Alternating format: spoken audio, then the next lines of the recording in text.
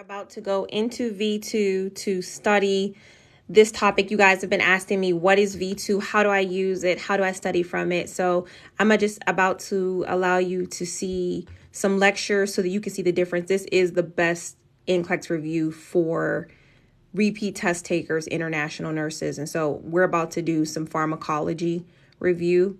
Right now, we're about to do pharmacology review. So tap into it.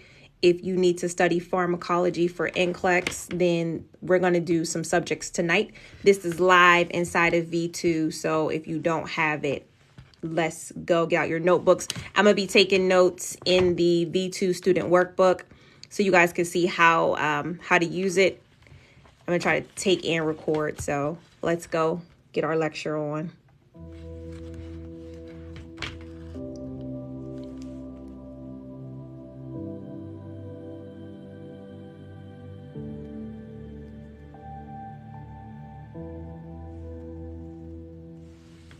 We are going to get into some pharmacology now. The more we study together, the more I will introduce pharmacology to you all. We are starting with antibiotics, and I want to look at 3 major classes of antibiotics that will be helpful for you throughout this review. So we're going to talk about aminoglycosides. We're going to look at some examples, how they help and how they harm. And this is kind of the scope of thinking that I want you to have when you are reviewing pharmacology. So, aminoglycosides. Can you think of some examples of aminoglycosides? If you can, go ahead and write them down. Put the answers in the comment if you have them. If you need help, let me tell you some examples. Clindamycin, gentamicin, streptomycin, azithromycin. So now that I probably said them, you were like, oh, those are aminoglycosides? Yes, aminoglycosides end in the mycin. There is one, vancomycin, that is always put in the aminoglycoside group. However, it's not an aminoglycoside. Vancomycin is not an aminoglycoside. It's a macrolide, but it's usually grouped with aminoglycosides because it has similar side effects. So make a note of that. Now, how they help your patient. Aminoglycosides are very powerful antibiotics. So they treat big infections such as meningitis, infective endocarditis, or infections of the heart, and also septicemia. What's septicemia? Septicemia is an infection in your blood. So again, these antibiotics are for serious kinds of infections. Now, this is the NCLEX point that you want to know. Aminoglycosides can be ototoxic. What does ototoxicity mean? It means it causes damage to your ears. Yes. So clients who take aminoglycosides may have hearing loss. They may have tinnitus, right? Aminoglycosides, not only are they ototoxic, but they are also nephrotoxic. And nephrotoxic leads you to the what organs? The kidneys. Yes, aminoglycosides cause kidney damage. So in order to know what's going on with your client, there is a lab value that you have to draw. There's actually 2. They are called the peak and trough. Have you ever heard of these before? The peak and trough. The peak and trough, they're important because they're used to determine the concentration of a drug in the body. So this will help to see if a medication is reaching a toxic range. So for the peak and for the trough, I'm just going to tell you when to gather them. So the peak, you get the peak of a medication an hour after it has been given. Now, this is if it has been given PO. This is if it's been given PO. Then you draw the peak 1 hour after. We're studying pharmacology tonight. If the medication was given IV, then you get the peak 30 minutes after you give it. Now, for the trough, the peak tells you the highest amount of drug in the body. The trough, you're looking for the what? The lowest. So normally you get the trough immediately before the medication is due, because at that point, then the medication is leaving the patient's body. So normally people say about 5 to 10 minutes before the next dose is due. So you want to have everything ready so that you get your trough right before that medication is due. Does that make sense? All right. Here is a question for you about aminoglycosides. What is the antidote if a patient has too much clindamycin or gentamicin in their body? We need to give them a medication. The antidote is going to be calcium gluconate. Calcium gluconate. All right. Now, can you give this during pregnancy? Can you give aminoglycosides during pregnancy? Yes or no? What do you say? The correct answer is no. You cannot give aminoglycosides during pregnancy. All right? It will cause harm to that baby. All right. Let's move on to the next medication. Okay, so the next antibiotic we're going to talk about is penicillin. Most people are familiar with examples of penicillin. I'm just going to tell you a few. They are ampicillin, penicillin, or amoxicillin. How penicillins help your patient? Oh, penicillins are very good for urinary tract infections, STDs, or sexually transmitted diseases. And also, penicillin is great to fight off pneumonia. How they harm your patient. What is the number one thing you want to know about a patient before you give them a penicillin? What do you think? It is to check for allergies. You have to ask that patient, are you allergic to penicillin? Because if they are, we don't want to give them penicillin. Let me ask you this. What are the signs of an allergic reaction? If a patient is given penicillin and they start to become allergic, what are you going to see? You're going to see hives, itching, rash, right? They're going to have some swelling, difficulty breathing. These are the signs of their allergic reaction. So if a patient is having these signs in front of you, you've given them penicillin, they're starting to have anaphylactic shock, what are you going to give them? What is the antidote for a penicillin allergic reaction? It is epinephrine. I want you all to know epinephrine is the medication of choice for your NCLEX exam. All right. Now, before I go, I got to ask this about penicillin. Is it safe to give during pregnancy? What say it, you guys? The correct answer is yes. This is our pregnancy safe, breastfeeding safe antibiotic. It's always going to be penicillin as your first choice if the patient doesn't have any allergies. Now, I want to move on to the next medication class, which are the tetracyclines. Patients can get tetracyclines if they are allergic to penicillin because they kind of treat the same things. But let's start by the examples of a tetracycline. They are doxycycline, minocycline. So medications that have the cyclin at the stem are going to fall into this class.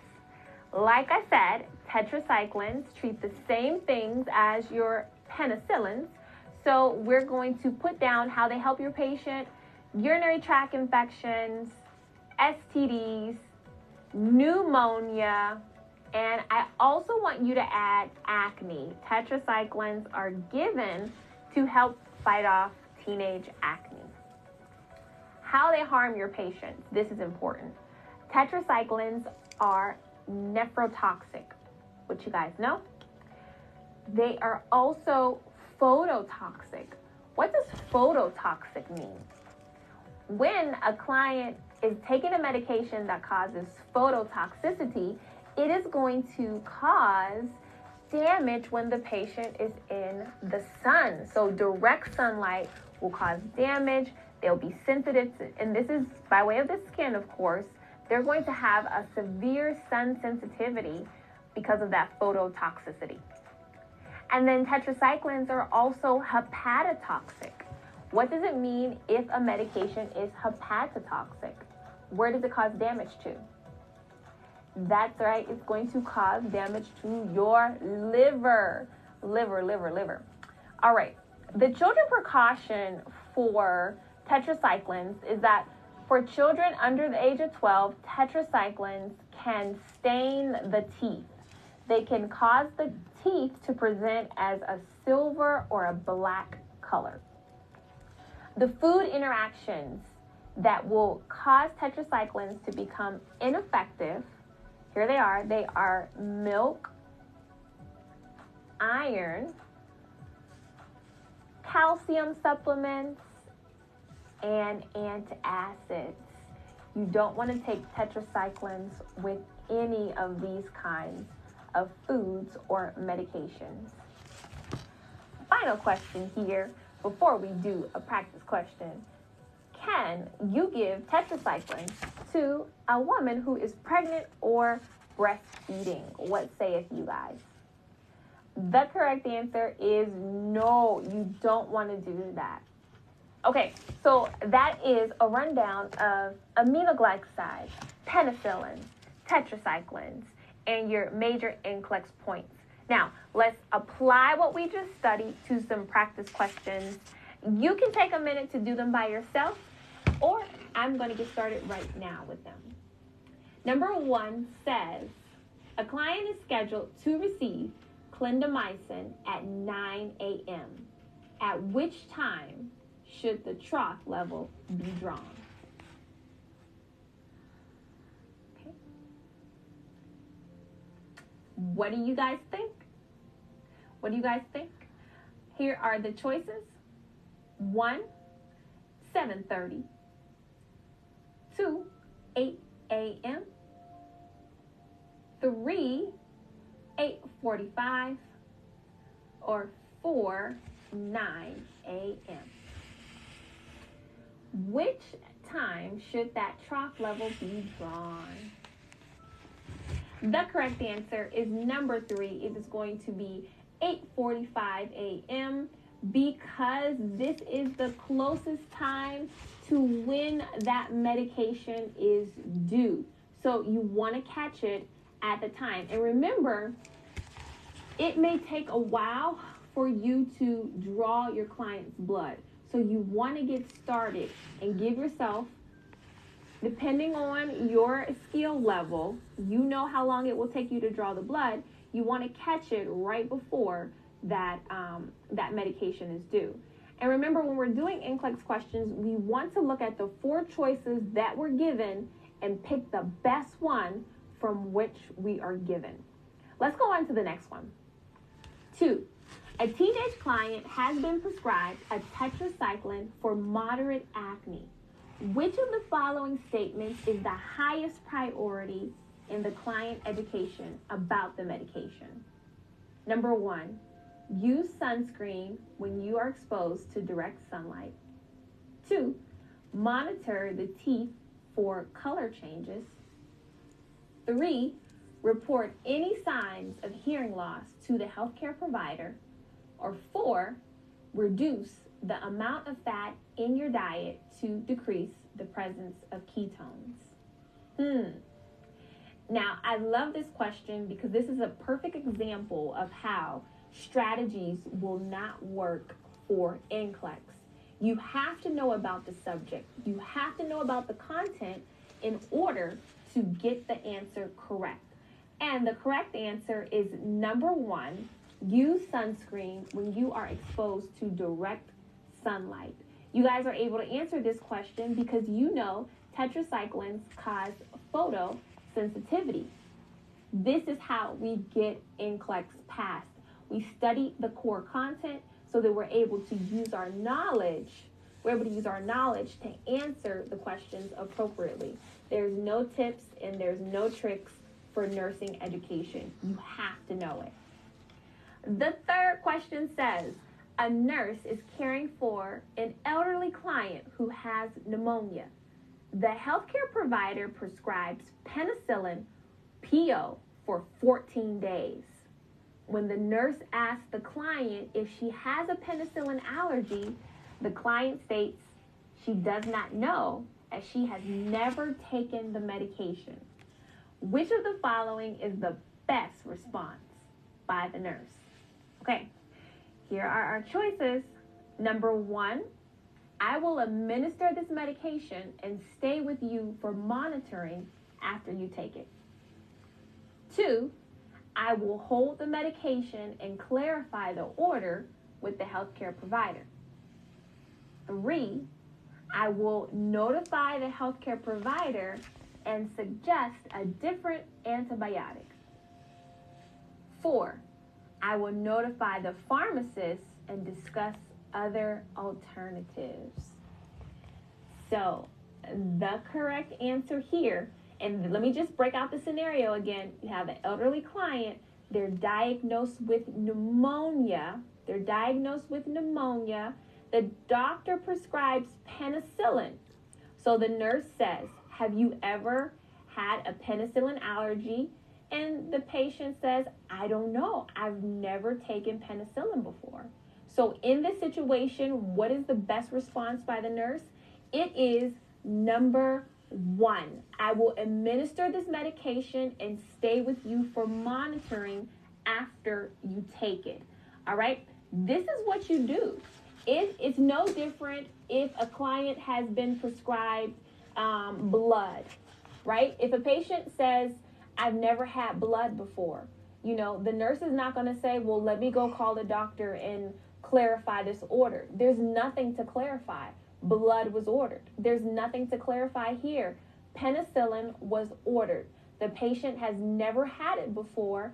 So what is the best response by the nurse? It is to give the medication, carry out the order, and stay with the patient for monitoring. And remember, we stay with the patient, we monitor with them in the room present for 15 minutes. And then we continue to monitor them for a full 30 minutes, taking vital signs, making sure everything is okay.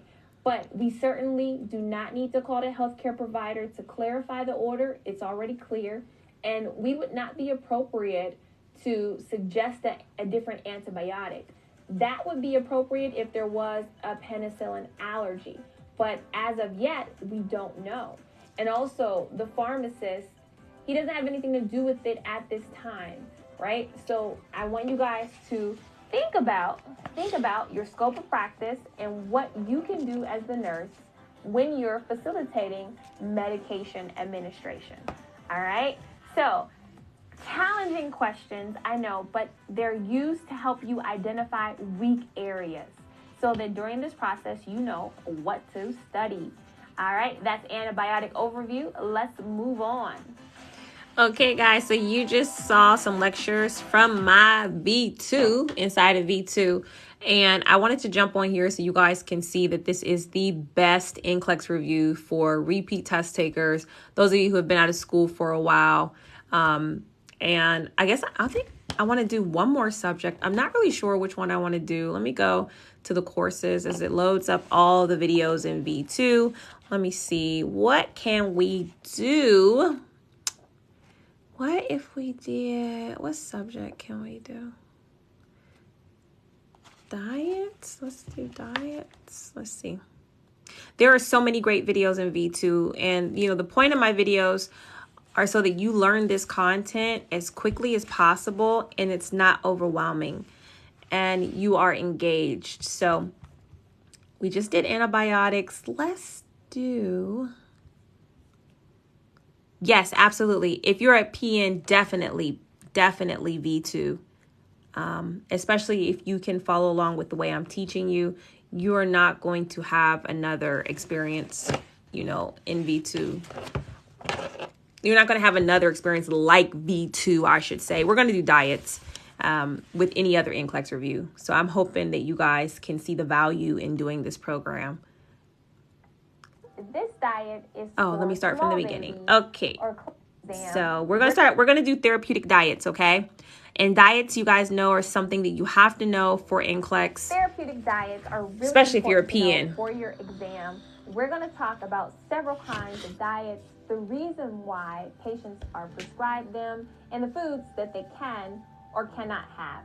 Let's start with the easiest diet, the NPO or nothing. Okay, and when you're watching the videos, you are taking notes. The reason why patients are prescribed to be NPO is to prevent aspiration before surgery.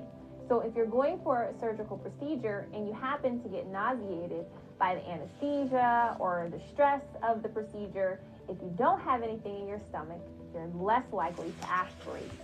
Another reason why patients can be prescribed NPO is to have bowel rest. That means you give your intestines... Trust me, if you do my NCLEX review in nursing school, it's going to put you ahead of the class. Food. When it comes to the food, you cannot have anything by mouth. This is very important for nursing students to remember because NPO means NPO. That means no food, no medications, no water, nothing by mouth. V2 is $89. Is the clear liquid diet. The indication for this diet is to prevent dehydration. Liquids that are acceptable in the clear liquid diet are there's a water, workbook. Juices, see-through broths, gelatin, coffee, and tea. The next diet is the full liquid diet. The full liquid diet is also used to prevent dehydration, but it's not the first diet after surgery. You have the clear liquids first, and then you move to a full liquid if you can tolerate the liquid clear diet. Now, in the full liquid diet, the liquids, you cannot see through them. So, our food examples are ice cream, milk, puddings. These are liquids that have an opaque color. You can't see through them. Hot cereals can also be included in the full liquid diet, such as wheat cereals or oatmeal can be made to a liquid consistency. The next diet is the puree diet. This diet is for small babies or clients who are unable to chew, clients who have dysphagia, so chewing and swallowing are very difficult. Now, for the puree diet, any food that can be blended or mashed to a smooth consistency is acceptable. Now, a nursing point is even if a patient is on a puree diet and they're able to have several different foods, you want to keep those foods separate when feeding them. Just because a client is on a puree diet, that doesn't mean that we are going to mix mashed potatoes and peas and carrots all into one dish and serve them. For NCLEX, you want to keep each one of those foods separately when feeding your patient for the value of the taste of the food. If the food doesn't taste good because it's all mixed together, then the client more than likely won't eat it.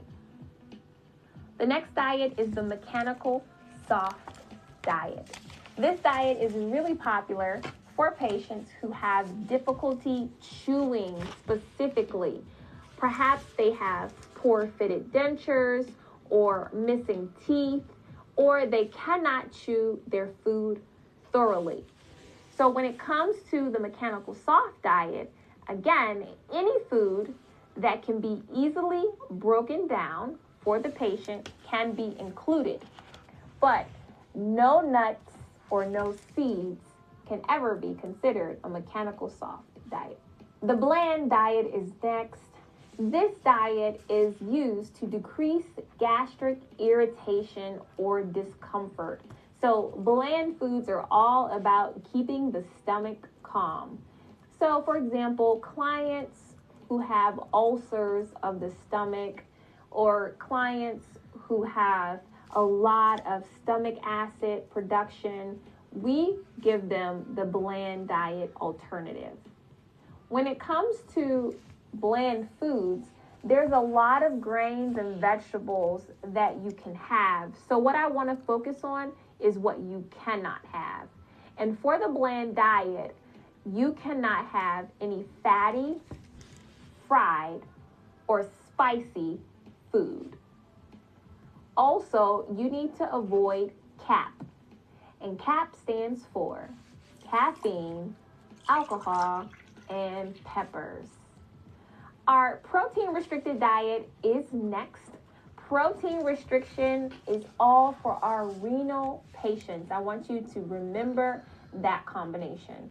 And the food that you need to avoid are animal products.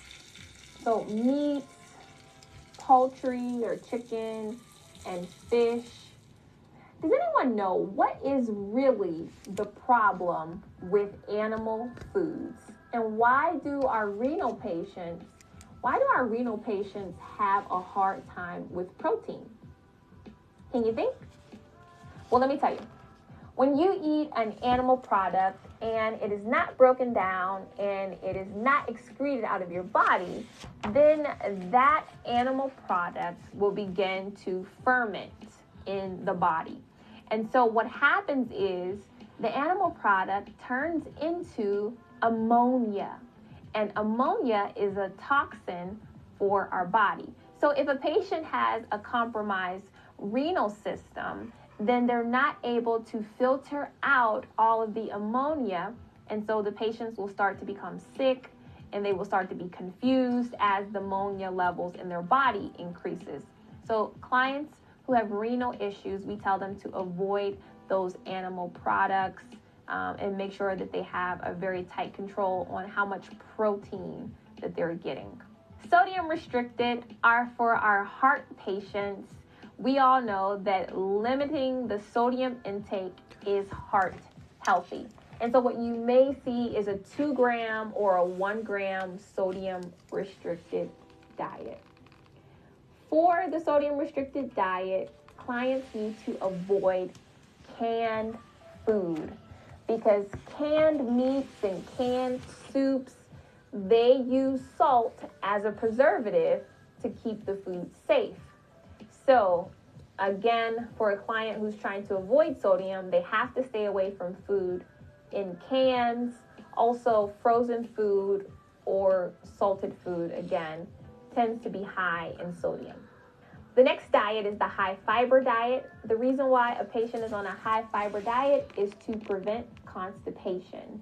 Think about our clients who are on bed rest or immobile. They tend to be constipated, so the high fiber diet would really help them. The high fiber foods include whole grains, fruits, and vegetables. Low purine is used for our clients with gout, and gout is a form of arthritis. Now, if you need to avoid foods that have purine in them, I want you to think of seafood. Seafood is super high in purine, so clients who have gout or on a low purine diet should avoid fish, scallops, sardines, and anchovies. The next diet is the high protein diet. This diet is for our elderly clients and also our clients who have burns on their skin. Just like we were talking about low protein, high protein foods include red meat, fish, and beans. So this will be the focus of the high protein diet. Many of us are familiar with the diabetic diet. It's the next one. The indication is to control blood glucose levels. You know, for NCLEX, the diabetic diet is really a healthy diet with a variety of foods. But specifically for our diabetic patients, we need to teach them that 50% of their meals should be carbohydrates. And the reason why good carbohydrates are recommended is because carbohydrates help keep the blood sugar stable for a long period of time, as opposed to proteins or fats. So 50% of their meal should be a carbohydrate. 20% should be a protein, and about 30% should be a fat, 30% or less. Diabetic clients should avoid simple sugars such as pastries, candies, that instance. You definitely want to know about celiac's diet. The indication for the celiac's diet is to avoid gluten. Clients need to be on a gluten-free diet, and gluten is actually a protein found in most grains. So for NCLEX, clients should avoid the grain that has the acronym BROW, B-R-O-W. Have you heard that before? BROW stands for barley, rye, oats, and wheat. Barley, rye, oats, and wheat. But you know what? NCLEX, they're not going to ask you about barley, rye, oats, and wheat. They're going to say, can your client with celiac disease have bread? What are you going to say? You're going to say, no, absolutely not, because bread comes from wheat. They're going to ask you, can your client have spaghetti? And you're going to have to say, no, because spaghetti comes from wheat as well. It's a pasta. It comes from wheat. They're going to ask you if your client can have a pie. If they asked about pie, what are you going to say? You're going to say no, because the crust of that pie has gluten in it. It's the same for cookies. No to cookies. No to waffles. No to pancakes. All right? So everything has to be gluten-free for this patient. Well, those are our therapeutic diets for the exam. Let's keep studying.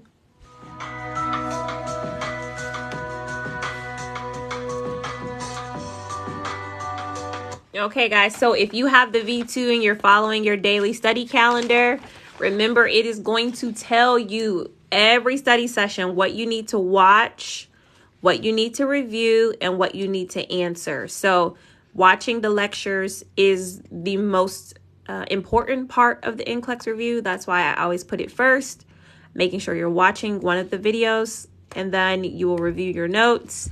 And then if there's a progress exam or you want to go into the question bank, you can answer that. All right. So happy studying for you all. And I will see you later. If you don't have B2, get into it so that you can make progress and make sure that you get your license sooner than later. I'm actually probably going to head over to, let me see if I can turn this around. I'm not sure. Let me see if I can turn it around. Okay, there we go. Hey, everybody. Do I have a 2-week calendar? I just have this calendar. However, you can make this 20 study session calendar. You can get through it as quickly as possible. A person that showed up on my live, she did my program in a week and a half. So as long as you're following this, even though I say to watch maybe like 2 videos, you can literally do 5 videos in a day. You guys see how short my videos are. So you can do multiple videos. All right. Send me an email. I'm trying to order my workbook now and it's not letting me. Send me a video. I mean, not a video. Send me an email, support@remarreview.com, because it could be just a link that we could send to you. But it should allow you to order the workbook though. What else? So yeah, I wanted to get you guys a preview of what the lectures were like in V2, because I do think that this is the best presentation for NCLEX information. And if you're just studying with a book or a question bank, you will see the difference once you go through this whole thing. Okay. And then so right now we're still doing the sale on the V2. It's still just $89. Like, that's it for 3 months in V2. 3 months in V2, so that's like $29 a month. It's a very small investment for all that you're getting, and then also for being prepared for like the biggest test of your nursing career, like your NCLEX. You can't get a job until you pass NCLEX. So between watching the videos and studying quick facts, also the question bank. Now, when you do V2, it's going to come with the lectures that you saw. It's going to actually come with a downloadable workbook like this. Okay, so this is something that you will be able to print off. However, if you want the workbook like that I was using, the printable one, you're going to have to add this to your cart. Okay, you're going to have to add this to your cart. And this is an additional $35. If you want me to print it out and send it to you, it's an additional $35. Or you can print it out yourself this. But if you go to like a FedEx or a Kinko's, it's going to cost $35 or more to print out. There's like 120 pages. So just do yourself a favor and add this one. Okay, guys. So I hope that you kind of have an understanding of what my expectations are for you. If you're preparing for NCLEX, my expectation is that you are doing and watching content lectures. That should be the biggest part of your experience, the biggest part. Okay. All right. So I will see you guys later. I'm actually going to head over to TikTok and Instagram, and probably do some more content from V2, because I want to show the followers there some of the videos that we saw tonight. All right. So have a good evening, guys. Remember, you can, you will, and you must pass NCLEX.